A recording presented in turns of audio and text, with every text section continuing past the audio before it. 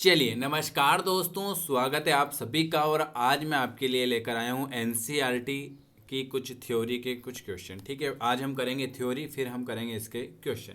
तो आज से आपकी क्लास स्टार्ट हो चुकी हैं। जो भी नया है, ये क्लास जो रहेगी पीएनएसटी, एएनएम और जितने भी एग्ज़ाम हैं नर्सिंग की, उसके लिए। ठीक है, पीएनएसटी और एएनएम की वैकेंसी आने वाली है, तो उसके लिए आज से क्लास आपकी स्टार्ट हो चुकी है। ठीक है, चलिए अब हम शुरुआत करते हैं आज का आपका बायोलॉजी का पहला चैप्टर।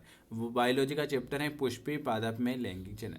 जो भी नया है चैनल को सब्सक्राइब कर देना, बेल आइकॉन को प्रेस कर देना, और हमसे जुड़ना चाहते हैं तो इस नंबर पर व्हाट्सअप कर देना 9753749986 पर। आप व्हाट्सअप पर मैसेज करके हमसे डेली की फ्री क्लास में जुड़ सकते हैं। चलिए, अब आपका जो चैप्टर है सिलेबस के अनुसार जनन चैप्टर है। जनन चैप्टर में आपके 3 चैप्टर रहेंगे, पुष्पी पादप में लैंगिक जनन, मानव जनन और जनन स्वास्थ्य। क्या रहेगा? पहला चैप्टर है जनन, इसमें आपके 3 चैप्टर रहेंगे। आज हम करेंगे पुष्पी पादप में लैंगिक जनन। यहाँ से हम थ्योरी पढ़ेंगे। ये एनसीईआरटी है, पूरी बुक है, तो इसमें से हम पूरी बुक को पढ़ेंगे। इसमें से जो खास खास क्वेश्चन रहेंगे उसको मैं आपको हाईलाइट करके बता दूँगा। जीव विज्ञान पृथ्वी पर जीवन की गाथा कहानी का सारा निचोड़ है। चलिए, इसको पढ़ना कोई ज़रूरी नहीं है, जो खास खास है वही पढ़ेंगे। चलिए, यहाँ से पढ़ेंगे हम। ये लीजिए, यहाँ से आपको क्वेश्चन बनते हैं। पंचानन माहेश्वरी का जन्म। पंचानन माहेश्वरी का जन्म जयपुर में नवंबर 1904 में हुआ था। कब हुआ था? पंचानन माहेश्वरी का जन्म कब हुआ था? जयपुर में 1904 में हुआ था। वे केवल भारतवर्ष के ही नहीं बल्कि समस्त विश्व के अत्यंत ही प्रतिष्ठित विख्याति प्राप्त वनस्पति रहे हैं। उच्च शिक्षा प्राप्त करने के उद्देश्य से वह इलाहाबाद गए, जहाँ से उन्होंने डॉक्टर ऑफ साइंस की उपाधि प्राप्त की। कॉलेज के दिनों से ही एक अमेरिकन मिशनरी अध्यापक डॉक्टर डिजॉन से प्रेरणा लेकर वनस्पति विज्ञान विशेषकर आकारिकों के अध्ययन में रुचि लेना शुरू की। इनमें शिक्षक ने एक बार अपने विचारों को इस प्रकार व्यक्त किया कि यदि उनका कोई भी विद्यार्थी प्रगति करके उनसे भी ऊपर निकल जाता है तो उन्हें अत्यधिक संतोष प्राप्त होगा। अध्यापक के इस शब्दों ने पंचानन को प्रोत्साहित किया और वह उनसे पूछ बैठे कि बदले में उनके लिए क्या कर सकते हैं। उन्हें भ्रूण विज्ञानी पहलुओं पर कार्य किया इन्होंने भ्रूण विज्ञान के पहलू पर कार्य किया तथा वर्गीकरण में भ्रूण विज्ञानी के लक्षणों के उपयोग को लोकप्रिय किया। इन्हें दिल्ली विश्वविद्यालय में वनस्पति विज्ञान विभाग की स्थापना की थी। यह विभाग आज उत्तक संवर्धन तथा भ्रूण विज्ञान में अनुसंधान का एक महत्वपूर्ण केंद्र है। इन्होंने अपरिपक्व भ्रूण के कृत्रिम संवर्धन पर कार्य आरंभ करने की आवश्यकता पर भी बल दिया था। इन्हें उत्तक संवर्धन ने विज्ञान के क्षेत्र में ऐतिहासिक घटना का रूप ले लिया था।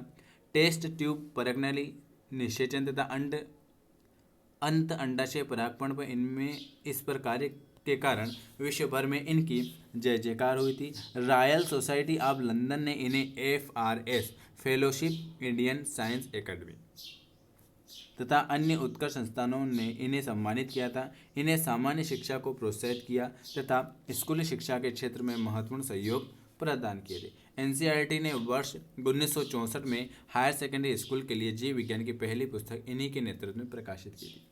चलिए, ये आपके पुष्पी पादप में लैंगिक जन्म, इनकी ये थ्योरी है, थोड़ी सी आप देख लेना। इनका जन्म कहाँ पर हुआ था, है ना, इन्होंने किस किस का निर्माण किया था, ये आपको मैंने बता दिया। अब हम यहाँ पर करेंगे पुष्पी पादप के लैंगिक जन्म।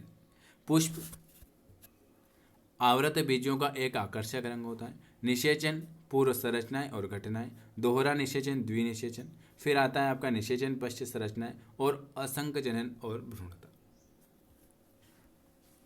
चलिए, आप सभी को पता है कि फूल अलग अलग प्रकार, क्या हम भाग्यशाली नहीं हैं कि पादप लैंगिक प्रजनन है। असंख्य प्रकार के पुष्प होते हैं जिन्हें हम आनंद से टकटकी लगाकर देखते सूंघते तथा इनकी महक से हम मदहोश हो जाते हैं और उन्हें भरपूर रंग आदि यह सभी बातें उनके लैंगिक प्रजनन में सहायक होती है।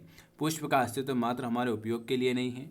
सभी पुष्पी पादप लैंगिक प्रजनन प्रदर्शित करते हैं। पुष्पक्रम पुष्पों तथा पुष्पी अंगों की संरचना की विविधता पर एक दृष्टि डालें तो वे अनुकूल की एक व्यापक परिधि की दर्शाते हैं ताकि लैंगिक जनन को अंतिम उत्पादन फल और बीज की रचना सुनिश्चित हो सके। आइए इस अध्याय में आकारिकी संरचना तथा पुष्पी पादप में लैंगिक जनन के प्रक्रम को समझते हैं।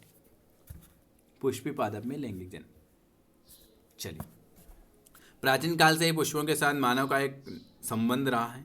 मानव के लिए पुष्प सौंदर्य विषयक, आभूषण, सामाजिक, धार्मिक तथा सांस्कृतिक महत्व की वस्तु रहा है। ये मानव द्वारा प्रेम, अनुराग, प्रशंसा, विषाद तथा शोक आदि की अभिव्यक्ति को प्रोत्साहित करने के लिए प्रतीत रहे। कम से कम ऐसे 5 पुष्पों की सूची बनाई। हाँ ठीक है, इनसे कुछ काम नहीं है। ये आता है आपका, ये लीजिए क्या क्या आता है। एक तो ये होता है, ये इसको क्या कहते हैं, इसको हम कहते हैं वतिकाग्र कहते हैं। वतिकाग्र, ये वर्तिका है ये, और इसको बोलते हैं वतिकाग्र। ये आपकी पंखुड़ी, ये परागकोश, ये आपके तंतु, ये आपका बाह्य दल, ये आपका यहाँ पर ये अंडाशय।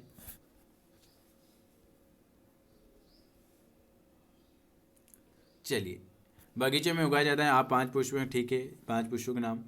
हाँ, एक क्वेश्चन, पुष्प की खेती को फ्लोरिकल्चर, ये लो एक क्वेश्चन यहाँ से आपका बनता है। पुष्पों की खेती क्या कहलाती है? पुष्पों की खेती को हम कहते हैं फ्लोरिकल्चर, ये याद रखना है। क्या आपको पता है पुष्प की खेती या पुष्प के बारे में सुना है, इसका क्या तात्पर्य? पुष्पों की खेती फ्लोरिकल्चर। चलिए, एक क्वेश्चन आपको, पुष्पों की खेती को क्या कहते हैं? फ्लोरिकल्चर। चलिए, निषेचन पूर्व संरचना, यहाँ पर है क्या कुछ? अब हम करेंगे पुंकेसर, लघु बीजाणु तथा परागकण के बारे में। पुंकेसर कितने भागों? पुंकेसर के 2 भागों में विभक्त रहता है। इसमें एक जो लंबा और पतला डंठल तंतु फिलामेंट कहलाता है। इसका जो एक डंठल बना हुआ था है, एक लंबा और पतला, जिसे हम क्या कहते हैं? जिसे हम कहते हैं फिलामेंट। एक तो याद रखना, पुंकेसर के कितने भाग होते हैं? पुंकेसर के 2 भाग होते हैं। इसमें एक लंबा और एक पतला डंठल धातु, जिसे हम क्या कहते हैं? डंठल धातु फिलामेंट कहलाता है, तथा अंतिम सिरा सामान्यतः द्विपलिक संरचना परागकोश कहलाता है। ठीक है, इसमें कितने? 2 भाग होते हैं। पहला जो होता है जिसे हम कहते हैं फिलामेंट का, और दूसरा जो होता है वो आपका परागकोश कहलाए। ठीक है, ये तंतु का समय होता है। छोर पुष्प के पुरुष। चलिए, एक क्वेश्चन और यहाँ से बन गया कि तंतु, इसमें एक लंबा और एक पतला होता है। डंठल तंतु फिलामेंट कहलाता है, तथा जो लास्ट का सिरा है जिसे हम कहते हैं परागकोश कहते हैं। एक प्रारूपी आवृतबीजी परागकोश द्विपालित होते हैं, तथा प्रत्येक पाली में 2 कोष्ठ होते हैं। ये द्विकोष्ठी कहलाते हैं। 2 कोष्ठ होते हैं जिसे हम कहते हैं द्विकोष्ठी। जो खास है वही हम पढ़ेंगे इसमें। ठीक है, चलिए और देख लेते हैं। यहाँ पर परागकोश एक 4 संरचना होती है। परागकोश में कितनी? 4 संरचना, जिसके चारों कोनों पर एक लघु बीजाणुधनी समाहित होते हैं, जो प्रत्येक पाली में 2 होती हैं। यह लघु बीजाणुधनी आगे विकसित होकर क्या कराती है? परागपुटी बन जाती है। यह अनुलंब एवं परागकोश की लंबाई तथा विस्तारित होती हैं और परागकणों से ठसाठस भरी होती है। चलिए और कुछ है? हाँ, ये यहाँ पर ये क्वेश्चन याद रखना, टेपिटम। कहाँ से पढ़ेंगे हम? चलो पूरा पढ़ लेते। एक अनुप्रस्थ काट में एक प्रपुली लघु बीजाणुधनी बाह्य रूपरेखा में लगभग गोलाई में प्रकट होते हैं। यह सामान्यतः 4 भित्तियों से आवृत होती हैं। एपिडर्मिस, बाह्य त्वचा, एंटेथिस्म, अंतस्थियम, मध्य परत तथा टेपिटम बाहर की ओर 3 परत संरक्षण प्रक्रिया का कार्य करती हैं, तथा परागकोश के स्फुटन में मदद कर परागकण अवमुक्त करती है। इसकी सबसे आंतरिक परत, इसकी लघु बीजाणु की सबसे आंतरिक परत क्या कहलाती है? टेपिटम कहलाती है। ये क्वेश्चन है। लघु बीजाणु की सबसे आंतरिक परत को आप क्या कहते हो? तो सबसे आंतरिक परत जो है वो टेपिटम कहलाती है, और यह विकासशील परागकणों को पोषण देती हैं। टेपिटम की कोशिका सघन जीवद्रव्य से भरी होती है और सामान्यतः एक से अधिक। चलिए, अब हम पढ़ लेते हैं परागकण के बारे में। ठीक है, परागकण सामान्यतः गोलाकार होता है, जिसका व्यास लगभग, इसका गोलाकार परागकण का व्यास कितना होता है? आपको याद होना चाहिए, 25 से 50 माइक्रोमीटर होता है। एक क्वेश्चन ये भी बनता है। परागकण सामान्यतः गोलाकार होता है, जिसका व्यास लगभग 25 से 50 माइक्रोमीटर होता है। इसमें सुस्पष्ट रूप से 2 परतों वाली भित्ति होती हैं। कठोर बाहरी भित्ति को क्या कहते हैं? जो कठोर जो बाहरी भित्ति होती है उसे हम कहते हैं बाह्य चोल कहते हैं, जो कि स्पेरोपलिन से बनी होती हैं, जो सबसे ज़्यादा ज्ञात प्रतिरोध कार्बनिक सामग्री हैं। यह उच्च ताप तथा सुदृढ़ अम्लों और क्षारों के सम्मुख टिक जाती हैं। अभी तक ऐसा कोई भी एंजाइम पता नहीं चला जो स्पेरोलिन को निम्नीकृत कर सके।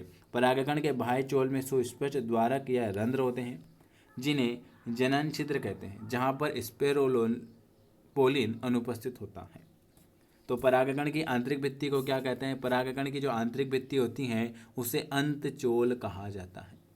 परागकण की आंतरिक भित्ति को हम कहते हैं अंतचोल कहते हैं, और जो बाहरी भित्ति को बाह्यचोल कहते हैं। कठोर बाहरी भित्ति क्या कहलाती है? कठोर बाहरी भित्ति कहलाती है बाह्यचोल, और आंतरिक भित्ति को हम कहते हैं अंतचोल। ठीक है, परागकण की 3 क्वेश्चन बनेंगे यहाँ से। अगर आपसे पूछ ले कि परागकण सामान्यतः गोलाकार होता है, इसका व्यास अगर पूछे तो इसका व्यास जो होता है वो 25 से 50 माइक्रोमीटर होता है, और इसका जो इसमें 2 परत होती हैं, है ना। बाहर की जो कठोर बाहरी भित्ति जिसे हम कहते हैं बाह्यचोल, और अंदर की भित्ति को हम कहते हैं अंतचोल। ये आज मैंने आपको 5-7 क्वेश्चन इसमें से करवा दिए हैं। ठीक है, अगर वीडियो कैसा लगे मुझे कमेंट करके ज़रूर बताना। आज आपका खाली स्टार्टिंग करी है तो मैंने आपको जो खास क्वेश्चन करवाए हैं एनसीईआरटी से, जो नया है चैनल को